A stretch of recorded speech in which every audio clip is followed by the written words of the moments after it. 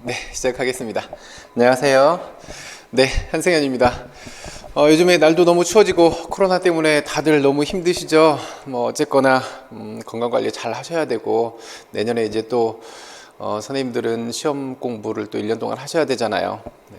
올해 공부하셨던 분들은 정말 힘드셨는데 그래도 내년 초는 이제 또 코로나 백신이 나올 거라고 이렇게 예상을 하고 있으니까 선생님들 공부하시는 거는 이제 봄쯤 되면 자연스럽게 좀 풀리고 다시 활기를 찾지 않을까 싶은 생각이 들어요. 어쨌거나 건강한 수험 생활 하시길 바라도록 할게요.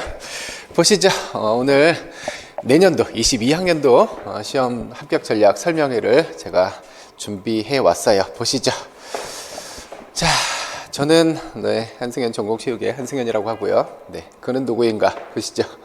2006년도에 광주광역시로 시험을 봤었고 그때 차석 합격했어요. 그리고 10년 후인 16년도에 서울로 시험 봤었고 이때는 수석 합격하게 되죠. 그리고 18년도에 본 방문각 이용고시 학원에 전국체육 강사로 입문해서 그때부터 수업을 시작했고요. 그 해에 기출문제에서 18문제 적중했고요. 작년 시험 역시 18문제 적중했어요. 올해 시험에서는 적중률이 예전처럼 이렇게 많지는 않아요. 그래서 제가 올해는 그냥 다수 적중 이렇게 해놨는데 정서상 왜 그랬냐면 이제 선생님들 이제 공부하시면서 기출문제를 올해 출제되었던 부분을 보시면 이제 이해하실 부분인데 너무 지엽적인 부분들, 생소한 부분들이 출제된 부분이 많아서 올해도 이제 뭐 몇 문제 이렇게 적중했다 이렇게 얘기하는 것 자체가 시험 보셨던 분들한테 정서적으로 좀 별로 안 좋지 않을까 싶어서 그런 얘기를 안 하려고 뺐어요. 그래서 지금 올해 시험 보신 분들이 되게 다들 힘들어하고 계세요. 힘들어하고 있는데 그 시험 보고 작년 커트라인이 굉장히 높았어요. 서울이 84점까지 올라갔었는데 작년 것을 생각해보고 올해 시험 보신 분들이 잘 못 봤다고 이렇게 다 힘들어하고 계시는데 그럴 필요가 없어요. 왜냐하면 올해 다 같이 이렇게 커트라인이 낮아질 거기 때문에. 그래서 뭐 그분들이야 내년에 지금 잘 하시고 계시니까 그렇고. 자, 우리 거 시험 문제 한번 보죠. 올해 이제 제가 적중했던 부분을 그냥 다수 적중 이렇게 해놨는데 몇 가지만 이렇게 한번 어떻게 적중되는지 한번 살펴볼게요. 자, 많이 안 보고 몇 개만 보고 지나갈게요. 봅시다. A형 4번 문제인데요. 이렇게 했어요. 반복 측정 결과에 따른 검사 점수가 통계적으로 유의한 차이가 있는지 이것을 이용해서 알 수 있습니다. 이것은 검사 점수의 신뢰도와 표준 편차를 이용해서 산출한대요. 이게 정답이 측정의 표준 오차예요. 측정의 표준 오차는 표준 편차 루트 1 마이너스 신뢰도, 이게 측정의 표준 오차예요. 이 개념이에요. 그리고 제가 냈던 10회 A형 11번 문제를 보면요, 측정의 표준 오차를 직접 산출하라고 하는 게 이때의 문제였어요. 그러려면 이 공식 가지고 있었어야 되겠죠. 표준 편차 주어졌고요, 그 다음에 신뢰도 주어졌고요. 그러면 찾는 거 문제 안 되겠죠. 제가 냈던 문제에서는 신뢰도를 측정의 표준 오차를 직접 산출하라고 하는 문제, 기출 문제에서는 신뢰도와 표준 오차를 이용한 이것을 무엇을 활용하고 있는지를 물어본 문제. 거의 이건 같은 문제라고 봐도. 그 다음 A형 5번 문제에서 출제된 거 봐봐요. 1810년에 독일 국민성이라는 책을 출판한 이분이 누구인지, 그 다음에 1811년에 하젠하이데의 5개 체조장을 개설한 이분이 누구인지를 묻는 게 시험 문제였어요. 답은 얀이죠. 제 모의고사 문제 봐봐요. 얀이 어떤 책을 썼는지요? 독일 국민성이요. 이 정도면 더 이상 적중 얘기 안 해도 되겠죠? 그 다음 A형 8번 볼까요? 수단과 방법을 가리지 않고 이기려고만 하다 보니 거친 파워를 많이 저지르곤 한대요. 머튼의 아노미 이론에 근거를 해서 이러한 일탈 행동의 유형을 쓰래요.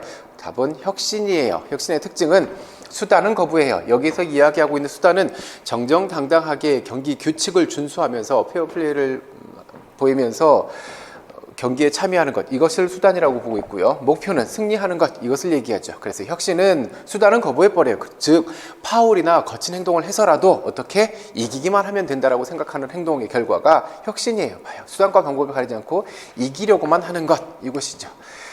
모의고사 봐봐요. 8회 B형 7번 문제인데 3학년 승빈이가 경기 중 상대팀 선수의 속공을 뒤에서 발을 걸었대요. 왜? 상대편 속공이 점수하게 되면 우리 팀이 지게 될 거니까 그 과정에서의 경기 파울, 규칙 어기면서 파울 해버리죠. 똑같은 문제예요. 혁신. 그 다음에 A형 12번 보면요, 수업을 하게 되면 학생들한테 잘하는 모습을 보이고 싶은 마음도 있고, 그리고 체육교사가 시범을 제대로 보이지 못하면 왠지 교사로서 책무를 다하지 못한 것 같기도 하고, 교사로서의 책무를 다하지 못한 것 같대요. 솔직히 아이들에게 체면도 안 설 것 같대요. 이런 마음 때문에 열심히 운동을 배우고 그것에 대해서 직접 시범도 보여주고 이렇게 하고 싶대요. 외적 동기 규제 유형을 대시와 라이언의 자기결정성 이론에 근거해서 쓰래요. 요 세 가지 중에 답이 어떤 거냐면 의무감 규제예요. 의무감 규제, 이제 요 부분은 공부하시면서 쉽게 가실 부분이니까, 의무감 규제는 요 특징이에요. 심리적 압박감 때문에 운동에 참여해요. 심리적인 압박감, 요거잖아요. 책무를 다하지 못할 것 같은 죄책감이 들어요. 또 최면도 안 쓸 것 같아. 이런 심리적 압박감 때문에 운동에 참여하고 있어요. 그래서 답은 의무감 규제가 되죠. 모의고사 볼래요? 동진이는 배구에 흥미를 느끼고 스포츠 클럽 활동을 시작했다. 시간이 지날수록 재미가 없어져서 클럽을 그만두고 싶었지만 선생님과 동료들로부터 부정적인 평가를 받기 싫어서, 이게 심리적 압박감이죠. 이런 심리적 압박감 때문에 운동에 참여하고 있는 것, 같은 문제예요. 네, 기출문제는 이 정도로 잘난 척하고 넘어갈게요. 오늘은 첫 번째 시험이 선생님들 준비하시는 시험이 어떻게 치러질 것인지, 그 다음에 임용시험은 과연 얼마나 어려운 시험인 것인지, 그 다음에 제가 들려주는 합격 비법이 어떤 것인지, 그 다음에 저는 올해 수업을 이렇게 준비할 것이에요 라고 이렇게 준비했어요. 먼저 선생님들 좀 재밌으시라고, 지금 선생님들이 저의 영상을 이렇게 찾아보시는 것도 이런 마음 때문에 찾아오셨을 거예요. 선생님들 마음을 잘 헤아려 준 동영상이라고 생각돼서 가져왔어요. 잠깐 한번 보실래요? 별로 길지 않아요.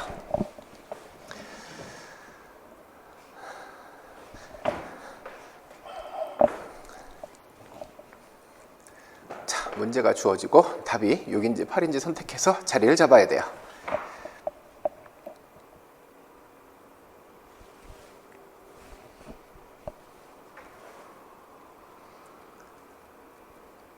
매우 갈등하고 있죠. 지금 선생님들처럼요. 누구의 수업을 들어야지, 이런 것처럼요. 그래서 선생님들이 잘못 선택하면 이런 결과가 주어질까봐 매우 긴장된 상태에 선생님들 놓여 계시는 거죠. 그래서 지금 시험을 이제 선배들도 다 시험 치렀고, 이제 드디어 비로소 내 차례가 되어서 나는 수업을 어떻게, 누구의 수업을 들어야 되고 공부를 어떻게 해야 되고 과연 나는 합격할 수 있을까, 이런 거에 선생님들 되게 지금 관심이 많이 있고 초조해 있기도 하고 좀 설레기도 하고 걱정도 되고 불안하기도 하고 이런 마음들이 있잖아요. 그렇죠? 그래서 지금 아마 선생님들 마음이 이분의 아까 그 마음과 좀 유사하지 않을까 싶어서 얼른 가져와 봤어요. 그런데 우리 시험 준비하는 답은 저 뒤쪽에서 알려드릴게요. 봅시다. 먼저 시험부터 보죠. 선생님들 준비하시는 이 시험의 정식 명칭이 뭔지 알아요? 이래요. 이제 선생님들 거는 2022학년도 되겠죠. 2022학년도 중등학교 교사 임용 후보자 선정 경쟁 시험이에요. 이게 정식 명칭이에요. 우리 과목은 체육이 될 거고요. 그 다음에 이 시험 보시려면 선생님들 한국사 능력 시험 갖추셔야 되죠. 여기 봐봐요. 2015년 1월 1일 올해 시험이에요. 올해 시험. 2015년 1월 1일 이후부터 제50회 한국사 능력 검정시험까지 취득한 3급 이상의 인증서, 이걸 따셔야 돼요. 그러니까 선생님들 내년에 보실 거면 2016년 1월 1일 이후 거가 해당하겠죠. 그래서 이걸 먼저 선생님들이 해결해 놓으셨어야 되고, 아마도 대부분 선생님들이 대학교 다니시면서 다 하셨을 거예요. 아직 못 하신 선생님이 계신다면, 혹시라도 계신다면 얼른 따서 이걸 해결을 하셔야 될 거예요. 2021년 시험 일정이에요. 제일 빠른 시험이, 글씨 작아서 잘 안 보이죠? 요거 보시면 돼요. 2월 6일 토요일에 보는 시험이 가장 이른 시험이에요. 접수 기간은 1월 11일부터 15일, 그 다음에 추가 접수는 22일부터 25일까지 받는다고 하니까 요거 반드시 달력에 잘 체크해 두셨다가 요때 넘기지 않고 올해 요거부터 얼른 해결하셔야 돼요. 공부도 해야 되고 전공 공부도 해야 되고 교육학 공부도 해야 되고 한국사까지 같이 갖고 가면 선생님들 너무 힘들어요. 이거 얼른 해결하세요. 그 다음에 이제 시험 전형 보죠. 이게 올해 거예요. 올해 거. 올해 인천관영시킬 건데요. 이제 시험 일자가 여기 있죠. 11월 21일 토요일, 셋째 주 토요일 날 봤어요. 예전에 12월 첫째 주 보다가 이제 그 발령 문제 때문에 11월 셋째 주 토요일 날 보게 돼요. 그래서 1교시에 보시면 교육학 문제를 보죠. 9시부터 10시까지 60분 동안 교육학 문제를 풀고요. 이건 논술형이죠. 2교시에 10시 40분부터 12시 10분까지 90분 동안 전공 A형을 풀어요. 쉬는 시간이 40분 주어져요. 요 40분을 선생님들이 어떻게 활용하실 건지도 한번 상상해 보셔야 돼요. 그 다음에 12시 10분에 끝나면 또다시 40분 쉬고 12시 50분부터 2시 20분까지 90분 동안 전공 B형을 풀게 돼요. 배점은 교육학에서 20점, 전공 A형에서 40점, 전공 B형에서 40점 해서 100점 만점이고요. 커트라인을 살펴보면 15년, 16년부터 작년까지 커트라인이 계속 꾸준히 상승했어요. 저가 16년도에 서울로 수석 합격했을 때 커트라인이 64점이었어요. 1차 커트라인이 64점이었어요. 그런데 작년에 20년도 시험 1차 커트라인이 84점이었어요. 올라갈 때까지 올라갔어요. 그래서 작년 거 시험 문제를 생각해 보시면 대부분 누구나 알아야 되는 이런 것들을 잘 알고 있는지 이런 거 체크하는 정도였어요. 그래서 실수를 하면 떨어져 버리는 그런 형태의 시험이었어요. 그런데 올해 갑자기 되게 생소하고 낯선 문제들이 나타나기 시작했죠. 그래서 그걸 보고 작년 것 점수를 생각해 보니 적어도 80점은 넘어야 내가 1차 합격할 것 같은데 올해 것 이렇게 살펴보니 80점이 못 넘을 것 같아서 되게 힘들어 하시는 분이 많은데 생소하고 낯선 부분은 너도 나도 다 틀리는 부분이기 때문에 신경 쓰실 필요가 없는 부분이에요. 선생님들이 공부했었던 부분들, 알아야 했었던 그런 부분들을 실수하지 않으면 되는 그런 형태가 되었기 때문에 올해는 그렇게 너무 신경 쓰시지 않으셔도 돼요. 그러면 내년의 시험은 어떻게 될까요? 그래요. 달라져도 크게 달라지진 않을 거예요. 그래서 공부하시는 방법은 좀 이따가 천천히 말씀드릴게요.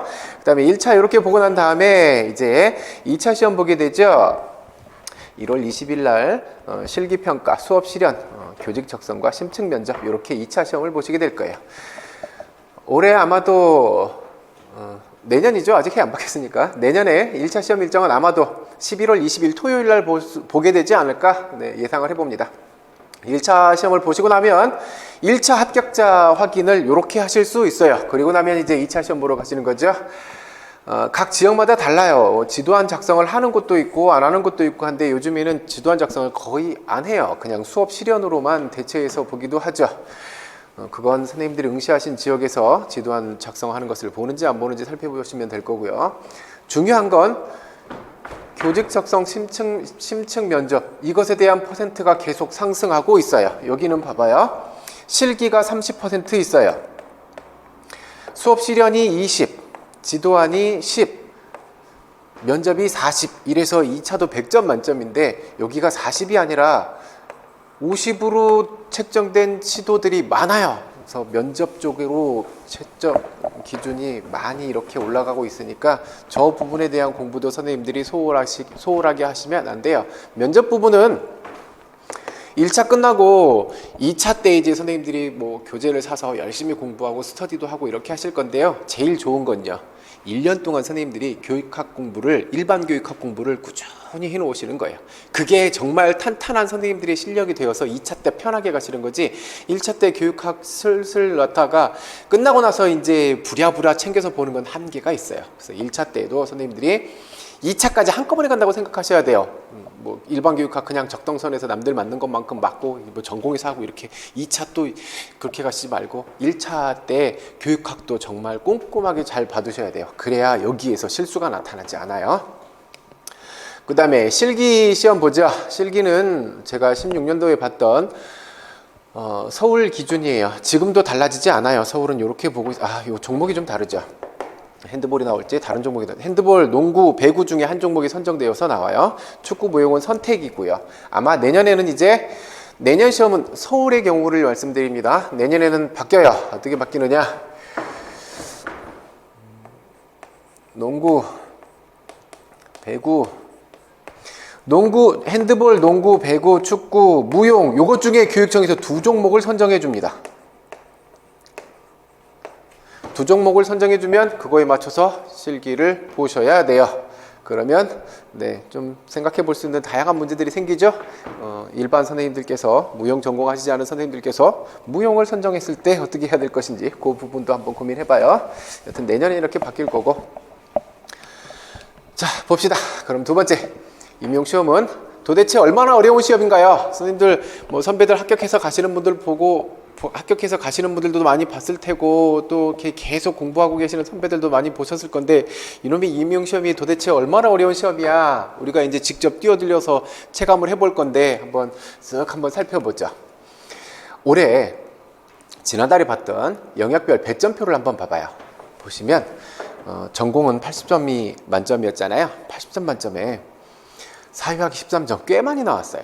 13점, 심리학 5점, 생리학 9점, 역학 11점, 운동학습과 제어 3점, 측평 11점. 측평이 굉장히 많이 나왔어요. 사회학, 측평 여기서 굉장히 많이 출제되었어요. 대신 교과교육학 배점이 조금 낮아졌어요. 물론 이제 문제 안에 교과교육학 문제를 물으면서 측평과 관련된 이런 부분들을 얘기해서 그냥 굳이 구분을 측평 쪽으로 해서 그렇지. 여튼 중요한 건 과목별로 선생님들이 어느 과목이 더 중요하고 어느 과목이 덜 중요하고 이런 쪽으로 너무 관심을 기울일 필요가 없다라는 거예요. 어느 과목도 선생님들이 다 신경 써서 보셔야 돼요. 선생님들이 특히 어려워하는 과목들 있죠. 요 두 과목 매우 어려워하잖아요. 되게 힘들어하고 공부하는데도 시간이 많이 걸리고 또 특히 역학에서 계산 문제 나오면 어떡하지 이거에 대한 불안감을 가지고 계시는 선생님들이 굉장히 많아요. 올해 2021년 기출문제에 계산하는 문제 하나도 안 나왔어요. 그러니까 그거에 너무 두려운 마음을 가지실 필요는 없고 기본적으로 가져야 될 개념들 여기서부터 차곡차곡 넓혀가시면 충분해요. 그 다음에 경쟁률 한번 보실래요? 올해 시험 보셨던 경쟁률 봐봐요. 서울 기준으로 보면 45명 선발했어요. 접수를 536명이 접수를 했고요. 경쟁률이 11.91대 1이었어요. 그런데 실제로 응시한 인원을 봤더니 약 100명 정도가 결시했어요. 그래서 실제 경쟁률은 9.71대 1 이렇게 나왔어요. 경기도는요 112명 선발에 1252명 응시했고 11.18대 1의 경쟁률이었는데 실제 응시한 사람들을 봤더니 10.1대 1 이렇게 나왔어요. 시도마다 다 보기 어려워서 경북권만 뽑아봤어요. 여기는 8.96대 1 이 정도 돼요. 전국 평균 다 내보면 약 10대 1 정도 돼요. 10대 1 정도의 경쟁률을 가지고 시험을 보시게 될 거죠. 10명 중에 1명이 합격하는 시험인 거잖아요. 그렇죠? 어떨까요? 실제 경쟁률이 10대 1이에요. 그러면 내가 주변에서 내 주변에 공부하고 있는 사람들 중에 9명을 내가 제압을 해야 내가 합격할 수 있는 이런 시험이에요. 이 시험에 적당히가 있을까요? 어느 정도 적정선까지 공부하면 되겠다. 이게 가능할까요? 그 다음 합격은 몇 번 만에 하실 건가요? 선생님들 선배들 많이 봤죠? 대학교 졸업하면서 학기 중에 공부하고 임용도 준비하고 하면서 졸업하면서 동시에 합격하고 가는 사람들도 봤어요. 그런데 몇 년씩 공부함에도 불구하고 계속 떨어지면서 다시 공부하는 이런 선배들도 본 적이 있지요. 주변에 많이 있죠. 선생님들은 몇 번에 합격하고 싶으세요? 그걸 물어봐. 내년에 바로 한 번에 합격하고 싶지. 작년이네요. 자꾸 해가 안 바뀌었는데 작년에 저랑 공부하고 합격하셨던 분이 5년, 6년 이렇게 공부하셨어요. 되게 오래 공부를 하셨어요. 이분들이 저에게 하셨던 말씀이 뭐였냐면 이 시험뿐만 아니라 다른 시험을 보셨던 분도 공무원 시험 보셨던 분도 한 7, 8년 공부했대요. 그분들이 똑같이 하신 얘기가 있어요. 이 시험이 안 놓고 그냥 내가 붙들고 있으면 언젠가는 합격하는 시험이네요. 붙들고 있으니까 언젠가는 합격해요. 이게 그분들이 느낀 공통적인 그런 시험 끝난 다음에 그들의 느낌을 이야기를 해줬는데 선생님들도요 잡고 있잖아요. 언젠가는 합격합니다. 언젠가는. 그런데 그 4년 5년을 공부하는 동안 얼마나 고통스럽고 힘들어요. 그렇죠? 정말 힘든 시간을 보내셔야 되잖아요. 선생님들이 원하는 것이 한 해에 합격하는 것이면요 선생님들이 5년 동안 공부해야 될 걸 한 해에 쏟아부으면 돼요. 자, 더 살떨리는 얘기 해드릴까요? 봅시다. 경기도 봐요. 경기도 112명 선발해요. 그러면 1차 선발을 1.5배수 뽑습니다. 그러면 112명에 대한 1.5배수니까 112명 저기에 한 60명 더 약 170명 정도 보겠죠. 170명 정도가 2차 시험 보러 갈 거예요. 2차 시험 보러 가요. 그리고 나서요, 그 중에 약 60명은요 다시 돌아와서, 슬프지만 다시 돌아와서 선생님들하고 다시 경쟁해야 돼요. 이분들은 1차 합격하고 2차 문턱 앞까지 갔다 오신 분들이에요. 그러면 그분들이 1월이 되어서 다시 공부하는 그 시점에서의 그분들과 지금 당장 다음 달부터 공부를 시작하는 여러분들하고 어떨까요? 그분들은 이미 저 앞에까지 가 있어요. 그런데 선생님들은 어쩌면 대학교 때 공부했었던 그 약간의 지식, 이것만 가지고 거의 처음부터 시작하셔야 되는 수준이잖아요. 그쵸? 그러면 우리가 그들과 다시 경쟁을 해서 우리가 저들보다 더 점수를 높게 받아야 내가 합격할 건데, 그러면 그동안 얼마나 많은 노력을 해야 될지 한번 생각해 봐요. 적당히는 없어요. 제가 늘 드리는 말씀인데, 임용시험에 적당히는 없어요. 그러면 임용시험은 정말 알고 보니 정말 얼마나 어려운 시험인가 살펴봤더니, 저 사람들 다 했어요. 그도 했고 그녀도 했고 다 해냈어. 왜 여러분이라고 못할 이유가 뭐 있어요? 누군가는 한다니까요. 열심히 하시면 할 수 있어요. 적당히는 없는 시험이 임용이지만요, 정말 열심히 공부하면 합격합니다. 그게 임용시험이에요. 제가 2번을 증명하고 왔어요. 하면 돼요. 못할 시험이 아니라는 거예요. 그 다음에 이제 제가 들려주는 합격 비법, 요걸 한번 들어보시죠. 뭔가 대단한 게 숨어 있어서 비법이라고 표현한 것 같은데, 봅시다. 1년 동안 수업을 들으시면서 공부할 거잖아요. 결석하지 마세요. 결석을 해버리면요, 놀고 싶은 마음, 결석하고 쉬고 싶은 이것이 관성이 붙어버리면 공부하고 멀어져 버려요. 멀어지면 내가 잡고 있던 목표에서 멀어질 거고, 그러면 힘들어져요. 발 담그고 시작했다고 맘먹었으면요, 정말 이마에서 피도 안 나게 노력하셔야 돼요. 절대 결석을 하시면 안 돼요. 합격한 사람 중에 성실하지 않은 사람은 없어요. 성실함이 없이 시험에 합격할 수 있는 사람은 아마도 없었어요. 그 다음에 인터넷을 하는 것, SNS 하는 것, 그 다음에 휴대폰 갖고 게임하는 것, 휴대폰이 아니더라도 게임하는 것, 이런 시간이 좀 줄어들어야 돼요. 여기에 사용되는 시간이 너무 많으면요, 상대적으로 선생님들이 공부에 투입할 수 있는 시간의 양이 너무 적어요. 그러면 저 위에 있는 저들의 실력 갖추고 저 위에 있는 사람들 선생님들이 가 잡아야 되는데 안 돼요. 그만큼의 시간을 선생님들이 확보해야 돼요. 지금 당장 1월 1일부터 공부를 시작하는 이분들하고 저 위에 있는 분들하고요, 주어진 시간은 똑같이 갖고 있어요. 누구에게나 다 11월 20일까지 공부할 수 있는 시간 똑같이 있어요. 그 시간을 내가 얼마만큼 나한테 유익한 시간으로 만들 수 있느냐가 내가 얼마만큼 실력을 쌓아가느냐하고 비례하는 얘기가 될 거예요. 그러니까 선생님들이 시간 관리를 정말 아깝게 하셔야 돼요. 아껴서 하셔야 돼요. 그 다음에 서브노트를 반드시 만드셔야 돼요. 이걸 안 만드시면 내가 어느 부분을 공부를 해야 되고 어디까지 알고 있고 내가 모르는 부분이 무엇인지가 체크가 안 돼요. 이게 안 만들어져 있으면 나중에 시간이 흘러서 뒤에 가서 시험이 임박해 있을 때 선생님들의 마음은 이제 조급해지기 시작하고, 범위가 결정되지 않아서 그 많은 책들 다 펼쳐놓고 어디서부터 어디까지 다 못 봐요. 그래서 서브노트를 만드셔야 돼요. 그래서 내가 그동안 해왔던 노력들, 이것들을 내 눈으로 확인을 해야 돼요. 내가 이 시간만큼 투자해서 이만큼을 만들었구나, 내가 이 시간 투자해서 이만큼을 내가 다 소화해냈구나, 내가 다 암기했구나, 이런 것들을 눈으로 확인해 가야 선생님들이 1년 동안 공부하면서 안 지쳐요. 1년 동안 공부를 하시면서 선생님들이 단 한순간도 흔들림 없이 시험 보는 날까지 흔들림 없이 우직하게 앉아서 끝까지 공부할 수 있었어 라는 분이 계신다면 시험 잘못 선택하신 거예요. 다른 거 보러 가셔야 돼요. 저기 행시나 사시 보러 가셔야 돼요. 분명히 흔들립니다. 공부하시다 보면 흔들려요. 그래서 그 흔들림을 선생님들이 좀 최소화하실 수 있는 그런 방법이 필요해요. 그 중에 하나가 얘예요. 이런 걸 만들어 놓고 내 눈으로 확인해가면 내 노력이 쌓여가고 있구나, 이런 것들을 보면서 자기 자신에 대한 믿음이 생겨나요. 만드셔야 돼요. 그 다음에 회독수가 실수를 줄여줘요. 회독수가 많아지면 시험 문제에서 실수할 수 있는 가능성이 확 줄어요. 왜냐?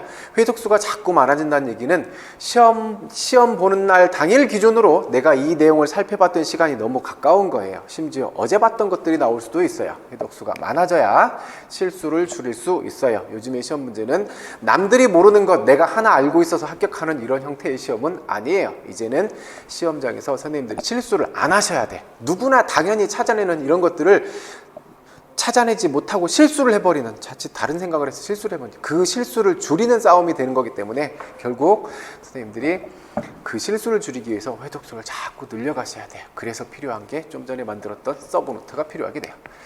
그 다음에 실기준비 1차 때부터 쭉 병행하고 가셔야 돼요. 이런 얘기들 많이 하잖아요. 1차가 돼야 실기를 보러 가지 2차가 되지. 그러니까 1차에 올인해야지. 1차에 올인하고 나서 준비 안 하고 있다가 이제 1차 합격하고 2차 때 실기 준비 시작하면요, 되나요? 몸이 전혀 다른 몸이 돼버렸는데요. 네, 실기는 벼락치기로 되던가요? 운동하는 게 벼락치기로 가능해요. 실기 준비 꾸준히 하고 가셔야 돼요. 이 시간이 실기 준비하는 시간이 버려지는 시간이 아니더라고요. 제가 해보니까 저는 1년 동안 몸을 만들면서 공부를 하면서 쭉 몸을 만들면서 이렇게 해왔었는데 매일 하루에 1시간씩 가서 달렸어요. 천변에 가서 1시간씩 달렸는데 그 시간이 내가 차라리 이 시간에 공부를 했어야 되는데 내가 달렸네 라고 아깝게 생각되는 게 아니고 그 시간 동안 내가 오늘 공부를 해야 될 것, 이런 의지를 더 다지게 돼요. 그리고 내 몸도 충분히 준비가 되어 있어서 2차 때 실기가 훨씬 편해져요. 실기는 1차 때부터 선생님들이 내 정신관리를 한다는 측면에서도 꾸준히 최소한 러닝만큼은 하고 계셔야 돼요. 그래야 2차 때 실수가 줄어들어요. 1차 때 초수 합격하고 2차가 또 초수가 되면 안 되잖아요. 그 다음에 일탈의 욕구는 찾아옵니다. 흔들리게 돼 있어요. 공부하시다 보면 아까 말씀드리듯이 하다 보면 계속 흔들려요. 친구랑 여행도 가고 싶고 술도 마시고 싶고 뭐도 하고 싶고 놀고도 싶고 이런 일탈의 욕구가 끊임없이 찾아오게 되어 있어요. 그러면 이런 일탈의 욕구가 찾아왔을 때 내가 어떻게 이 위기를 대처해야 될 건지 그런 부분에 대한 준비도 선생님들이 사전에 갖고 계실 필요도 있어. 한 번쯤 생각을 해봐요. 난 절대 흔들림 없이 공부할 거야. 누구나 다 그런 마음을 갖고 시작해요. 하지만 가다 보면 그게 안 돼요. 사람이기 때문에 이런저런 거에 흔들리게 돼 있어요. 그랬을 때 내가 어떻게 대처할 것인지. 중요한 거는요, 최대한 빨리 복귀해야 돼요. 계속 일탈에 빠져서 극관성에 빠져서 이 공부하고 있는 것을 놓치고 가면요, 내가 해야 될 분량은 자꾸 쌓여가고 있고 나의 경쟁자들은 자꾸 앞서가고 있고 힘들어져요. 지쳐요. 그래서 일탈 욕구가 찾아오면 예를 들어서 술 한잔 하고 싶어, 너무 땡겨, 그냥 드세요. 드시고 최대한 빨리 복귀하는 게 제일 중요한 포인트예요. 빨리 복귀를 해야 돼요. 그 다음에 스터디 찾아서 하실 거잖아요. 스터디는 적정선에서요. 적정선에서 하셔야 돼. 여기 스터디는 정말 효과가 좋아. 근데 스터디원들하고 마음이 너무 잘 맞아서 스터디 끝나고 나면 으쌰으쌰해서 같이 술 먹고 그냥 그 하루가 지나가 버려. 이러면 별로 도움이 되는 부분보다 날아가는 시간이 더 많잖아요. 효율적이지 못하잖아요. 효과성과 효율성을 생각해서 적정선에서 하세요. 이들하고 너무 가까워질 필요도 없고. 그런 부분에 대한 스트레스를 얘기하시는 분들도 있어요. 스터디를 가는데 몇 명이 모여있는데 누군가 때문에 너무너무 스트레스 받아서 힘들어. 그러면 과감하게 그냥 나오세요. 내가 이 사람 때문에 공부하는 건 아니잖아요. 선생님들이 스트레스를 받는다거나 너무 많은 시간 낭비를 하고 있다고 생각되거나 그러면 과감하게 자르는 것도 선생님들 시간 관리하는 좋은 방법이 될 수 있어요. 스터디는 그냥 적정선에서 하시면 돼요. 적정선은 어디? 제 경험으로 봤을 때는 스터디는 딱 암기 수준의 스터디, 그것이 가장 괜찮아 보여요. 나머지 것들을 가지고 하면 조금, 물론 이제 더 뭐 기출 문제 스터디, 기출 분석하는 스터디라든지 이렇게 해서 더 좋은 방향으로 효과성, 효율성 측면에서 되게 좋은 그런 스터디가 될 수도 있어요. 하지만 너무 많은 시간이 소모된다거나 여기에 너무 스트레스를 받거나 그러면 차라리 아니만 못해요.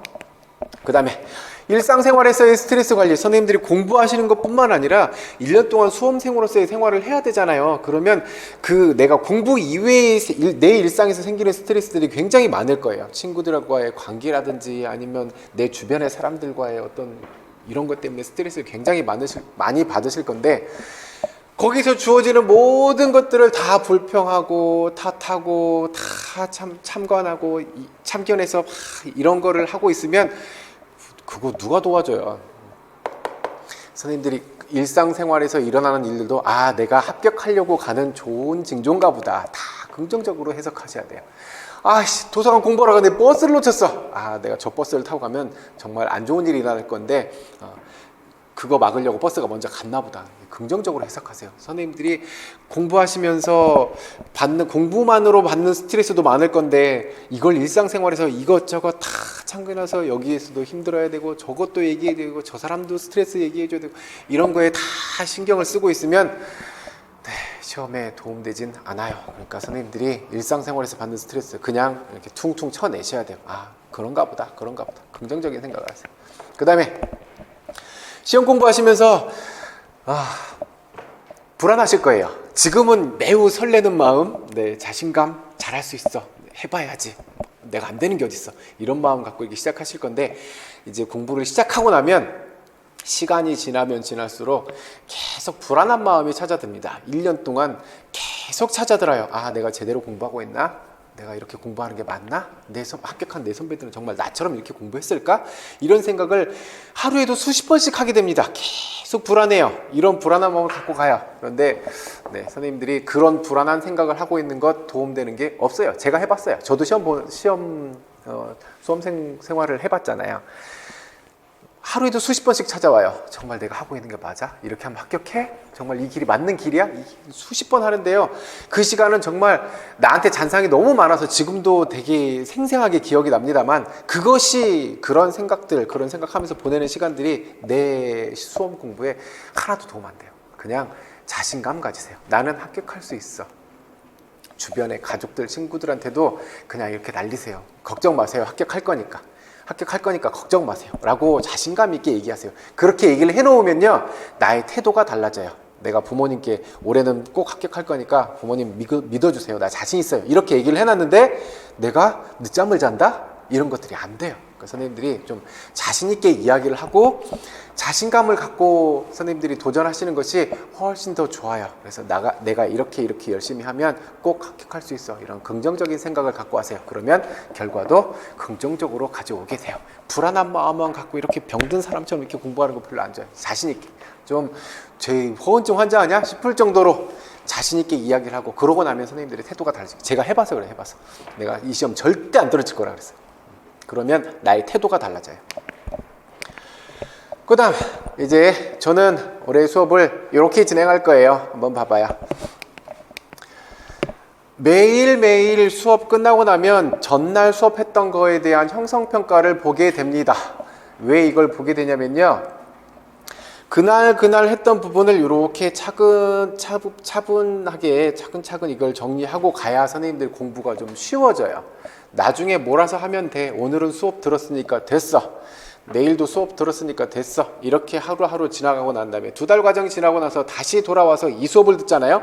또 새롭습니다. 왜냐하면 양이 너무 많아요. 분량이 너무너무 많아서 들을 때마다 새로워요. 그래서 그 생소함, 새로움을 선생님들이 없애야 돼요. 그래서 공부를 매일매일 형성평가를 봐서 지난날 어제 수업했던 부분 중에 중요한 부분들이 요거였었지, 요것만큼은 잡고 가야지, 이런 마인드를 갖고 계셔야 돼요. 선생님들 공부하실 때 많은 분들이 이렇게 공부를 하죠. 자, 내가 이제 올해 임용 공부를 할 거야. 제대로 한번 해볼 거야. 그래서 선생님들이 봐야 하는 범위가 요만큼이라면 이제 공부를 하기 시작해요. 요렇게요. 여기서부터 하나하나 다 채워가기 시작하죠. 전부 다. 가다가 지칩니다. 그래서 또 어디 잠깐 방황하다가 또 이제 시작해요. 어떻게? 여기서부터 또 하나씩 시작해요. 또 지쳐요. 어딘가를 또 새롭게 막 파고 있어. 그러다 좀 지쳐. 그러다가 어디까지 칠해졌는지 모르겠지만 그런 상태에서 시험 보러 가. 그러면요, 죄송하지만 힘들어져요. 공부는 정말 중요한 부분부터 조금씩 넓혀가야 돼요. 그래서 공부를 정말 중요한 부분, 중요한 포인트가 되는 요 부분들을 선생님들이 먼저 잡고 가셔야 돼요. 그 다음에 이것이 확실해지면 조금 더 넓혀가는 식으로, 조금 더 넓혀가고 이렇게 넓혀가서 정말 중요한 부분, 핵심이 되는 부분들을 선생님들 역량의 한계 내에서 얼마만큼 내가 많이 넓혀놓고 시험을 보러 가느냐, 그것이 선생님들이 실력을 쌓아놓는 것이지, 정말 어느 한 구석에서 지엽적인 문제가 나올 수 있는 거 내가 이거 봤어. 근데 정작 중요한 아이들, 정말 빈도 높게 출제되고 있는 요 부분들에 대한 소화를 다 못한 상태에서 요 끝에 있는 부분들 요런 거 하나 맞춰보겠다고 시간 투자하고 이러다가 여기서 실수해버리면요, 별로 효율적이지 못한 공부가 돼요. 그래서 매일매일 형성평가를 보면서 선생님들이 중요한 부분이 요거구나, 중요한 부분이 요것을 조금씩 채워가는 이런 형태의 공부가 돼야 돼요. 그래서 이렇게 처음부터 끝까지 완벽하게 다 볼 거야 라고 생각을 하고 구석부터 하나씩 시작하는 공부는 별로 효율적이지 못해요. 선생님들 지치게 됩니다. 그래서 중요한 부분부터 조금씩 넓혀오세요. 그리고 이제 매월 말에 한 달 동안 해왔던 단원에 대한 것들 다 묶어서 형성평가, 월말평가 다시 볼 거예요. 그러면 이달에 매우 중요하게 다 봐야 되는 부분들이 요 부분들이구나. 대부분 여기에서 나오는 부분들은 기출문제 수준이에요. 기출문제에서 기출문제를 살펴보면 이러이러한 수준은 반드시 알고 가야 되는구나, 이렇게 조금씩 넓혀가는 이런 형태가 될 거예요. 그래서 이것을 반복하게 되면 정말 중요하게 다뤄야 되는, 또 기출문제에서 봐야 되는 이 부분들은 확고하게 잡고 가게 됩니다. 그 다음에 이 부분 월 1회에 실기 지도를 하고 있어요. 작년에 후배하고 얘기를 해서 여기서 별로 멀지 않은 곳에 후배 학교를 하나 그 체육관을 빌려서 토요일날, 매월 말 토요일날 실기 지도를 전 종목을 다 하려고 그랬어요. 체육관 안에서 축구 리프팅부터 농구, 배구, 핸드볼, 높이뛰기, 체조 전부 다 할 수 있는 건 스포츠데이로 정해서 다 실기 하루를 해야지라고 얘기를 하고, 후배도 좋아요, 형님 원하시면 언제든지 와서 제가 해드릴 테니까 시간과 날짜만 잡아놓고 얘기를 해주세요. 그런데 코로나 때문에 못했죠. 그래서 작년에는 그거 못하고 한 달에 한 번씩 저것만 했어요. 체조만 했어요. 여기 근처에 멀지 않은 곳에 체조 연습장이 있어서 체조 연습장 대여해서 이렇게 한 달에 한 번씩 체조를 했죠. 그래서 그거 하고 나니까요, 선생님들이 핸드스프링을 안 해봤대요. 못했대. 안 해보셨대. 이런 분들이 몸이 좀 준비가 되시면 몇 번 와서 이렇게 한 달에 한 번씩 하는 건데도, 한 3시간씩 했는데 한 달에 한 번 하는데도 충분히 서시더라고요. 되게 효과가 나쁘지 않았어요. 좋았어요. 그래서 올해도 이제 한 3월 정도 되면 코로나 백신 나온다고 하니까, 그러면 이제 아마 봄쯤 되면 우리 이거 가능할 것 같아요. 실기지도 가능할 것 같아요. 그래서 한 달에 한 번씩 가서 충분히 실기도 맞춰가면 선생님들이 자신감이 형성 훨씬 더 업될 거니까 그렇게 계획하고 있어요. 이제 저기 일반적인 이야기 말고 저 특색 있는 이야기만 해드렸어요. 그 다음에 연간 일정 봐봐요. 저는 요 일정을 가지고 있어요. 1, 2월에 기초 이론 봐요. 요렇게요. 봐야 할 부분, 정말 중요한 부분들 볼 거고요. 3, 4월에 심화 이론 볼 거예요. 조금 더 넓혀줄 거고요. 5, 6월에 기출 분석, 기출 문제에서 다뤘던 부분이면 기출 문제에서 다뤘던 부분만 선생님들이 다 소화하고 가면요, 1차 시험 충분합니다. 충분히 합격할 수 있어요. 그런데 이제 문제는 1차 커트라인하고 1차 커트라인하고 1.5배수기 때문에 여기서 내가 좀 안정권은 좀 다르죠.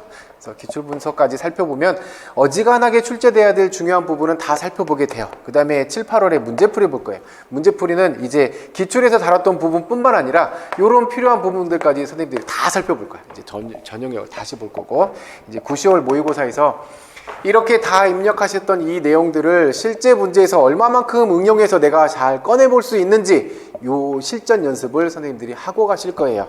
9, 10월 모의고사 기간에는 요거 좀 집중을 많이 하셔야 돼요.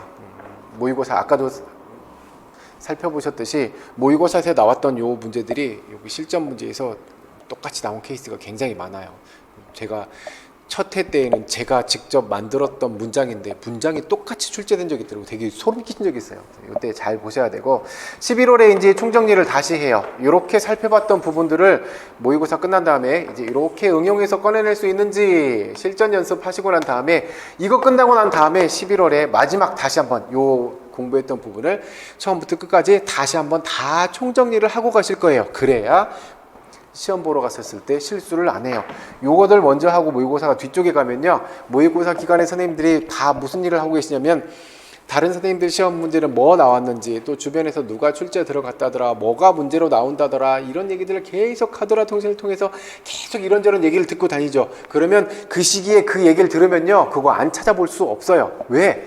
누구나 그래요. 찾아볼 수밖에 없어요. 수험생이기 때문에. 근데 정말 봐야 될 중요한 요 부분들 놔두고 뭐 나온대 이런 거 캐고 다녀서 효과가 없어요. 정작 중요한 요 부분들을 놓치면 안 돼요. 그래서 11월에 다시 한번 요거 정리하고 갈 거예요. 이렇게 가시면 올해도 지금 작년에 저랑 공부하셨던 분들이 전화가 왔어요. 너무 잘 봤대. 자기가 생각해봐도 시험을 너무 잘 봤대. 그래서 지금 너무 설레는 마음으로, 정말 기쁜 마음으로 지금 2차 준비하고 있었죠. 정말 이만큼 들떠 있어요. 그래서 선생님, 끝까지 방심하지 마. 방심하면 안 되니까 내가 시험 잘 봤다고 생각하더라도 그냥 포커페이스 유지하고 끝까지 차분하게 끝까지 그냥 돌다리도 둘 돌아가는 심정으로 차분하게 끝까지 꼼꼼하게 준비해야 실수가 안 나타나지.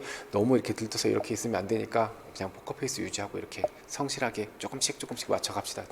네, 알겠어요 하더라고요. 그래서 올해도 아마 많은 분들이 교단에 서시지 않을까 싶어요. 선생님들도 이제 내년에 공부하시면 꿈의 부푼 자리에 갈 수 있으니까.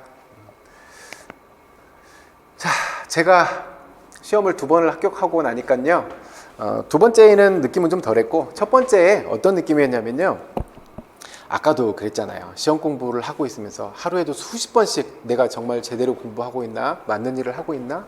나의 선배들은 나처럼 정말 공부해서 합격하고 간다? 이 생각을 10월, 11월까지 계속해요. 이 불안감이 계속 찾아와요. 그래서 그때의 느낌은 이런 느낌이었어요. 우리 공부하고 있는 많은 사람들 중에 누군가 하나를 이렇게 딱 선택받아서 가는 거구나. 근데 내가 정말 이렇게 공부하고 있으면 내가 이렇게 눈 감고 뭔가를 뽑아내는 이런 것처럼 내가 선택받을 수 있을까? 그 불안함이 정말 많았어요. 그런데 합격하고 나니까요, 합격하고 나니까 정말 내가 열심히 공부해서 준비를 하면요, 날 데려갑니다.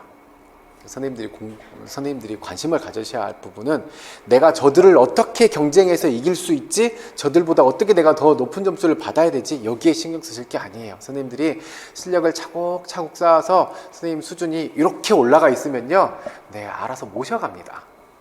저들과 경쟁해서 이겨야 되는데 어떡하지, 여기에 목표를 두지 마시고, 선생님들의 목표는 어제보다 나은 내 실력, 오늘보다 내일이 더 나은 내 실력, 내가 실력을 이만큼 이렇게 쌓아가서 내가 수준을 올라가면 합격은 자연스럽게 되는 거야 라고 생각하셔야 1년 동안의 스트레스가 없어요.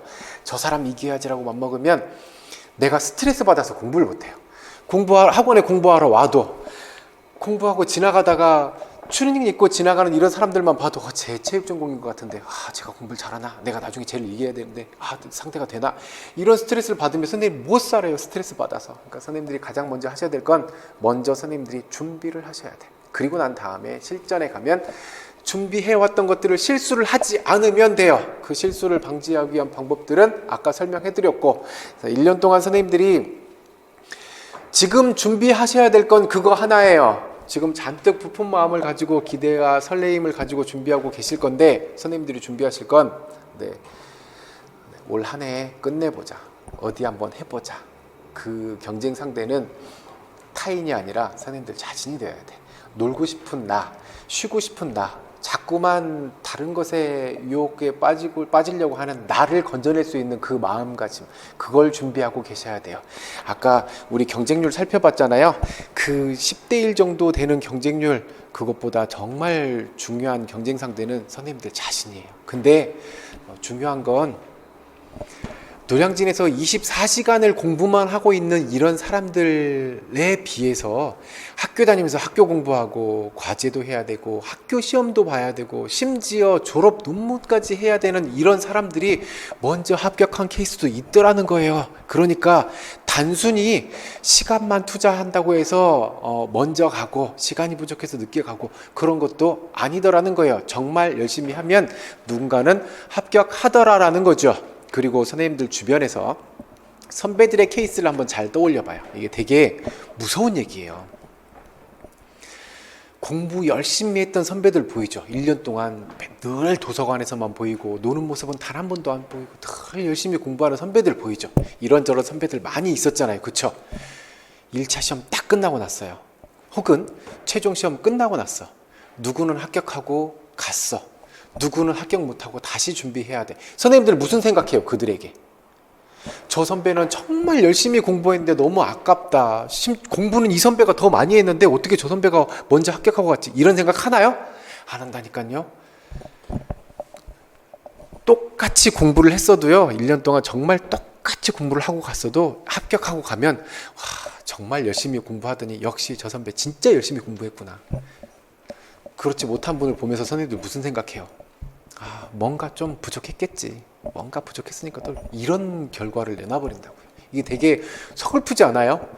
이 사람도 정말 열심히 공부했거든요. 놀지 않았어요. 정말 누구보다도 열심히 공부했는데 정말 시험에 갔을 때 그 순간에 하는 잠깐의 실수 생각해 봐봐요. 90분 동안 이 40점짜리 시험 문제를 다 풀어내야 돼. 1년 동안 공부하는 걸 90분 동안, 다음 시간에도 90분 동안 이걸 풀어내야 되는데 얼마나 긴장되겠어요.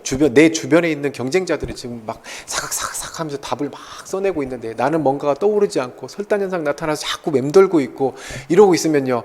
그 짧은 시간 안에 그 긴장감을 이겨내면서 내가 공부했던 것들을 풀어낸다는 게 정말 쉬운 일이 아니에요. 거기에서 나타나는 그 실수 몇 개, 그것 때문에 결과가 달라져 버리면 1년 동안 공부했던 것들에 대해서 주변 사람들은 뭔가 부족했겠지, 뭐가 부족하게 공부했으니까 그랬겠지 라고 평가를 해버린단 말이에요. 선생님들이 그런 평가를 받지 않으려면요, 아까도 말씀드렸지만 임용시험은 대충은 없어요.